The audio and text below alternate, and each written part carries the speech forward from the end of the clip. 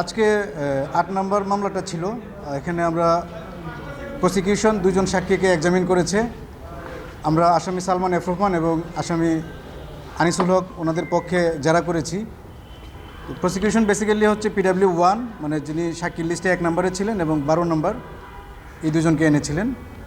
তারা প্রসিকিউশনের কেসের পক্ষে সাক্ষ্য দিয়ে গিয়েছেন। আমরা তাদেরকে জেরা করেছি মূলত আমাদের বিরুদ্ধে। তারা তো ঘটনাস্থলে আমাদের কোনো উপস্থিতি বা ওই ধরনের সম্পৃক্ততা নিয়ে কোনো কিছু বলেনি। তো তারা মূলত যেটা বলতে চেয়েছে যে অনলাইনে বিভিন্ন মাধ্যমে তারা জানতে পেরেছে যে কারফিউ যেটা ডিক্লেয়ার করা হয়েছিল, এই কারফিউ ডিক্লেয়ার করার সাথে জনাব সালমান এফ রহমান এবং জনাব আনিসুল হক ওনাদের পরামর্শ ছিল তৎকালীন সরকার প্রধানের কাছে।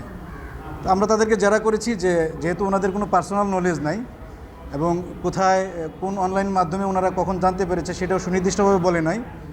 তো এ ধরনের তথ্যের ভিত্তিতে আসলে ওনারা যে সাক্ষ্য দিয়েছেন সেটা সঠিকভাবে সাক্ষ্য দেন নাই এবং এই কারণে আমাদের আসামিদের বিরুদ্ধে অভিযোগ আনাটা সঠিক নয়। তো মূলত এটাই ছিল আমাদের জেরা, যেহেতু ওনাদের পার্সোনাল নলেজ নাই এবং সুপিরিয়র রেসপন্সিবিলিটির বিষয়ে ওনারা স্পেসিফিক কোনো কিছু বলতে পারেনি। এই মামলার নেক্সট ডেট হয়েছে আপনার 3/3/2026 প্রসিকিউশনের আরও সাক্ষীর জন্য আর কি। আমরা সাফে সাক্ষ্য দেওয়ার বিষয়ে আমাদের চিন্তাভাবনা আছে। আমরা কিছু ডকুমেন্টস আজকে দিয়েছি যে এলিগেশনগুলো ছিল আমাদের বিরুদ্ধে, যে 14 দলের মিটিংয়ে ওনাদের প্রেজেন্সের বিষয়ে যে বক্তব্যগুলো এসেছে, এগুলা ওই সময়ের যে পত্রিকাগুলোতে যে রিপোর্ট হয়েছে ডিটেইলড, সেখানে আমাদের যে আসামিরা সালমান এফ রহমান এবং আনিসুল হক ওই 14 দলের মিটিংয়ে ছিল না, এই মর্মে পত্রিকায় রিপোর্ট হয়েছে। এইগুলো আমরা আজকে জমা দিয়েছি।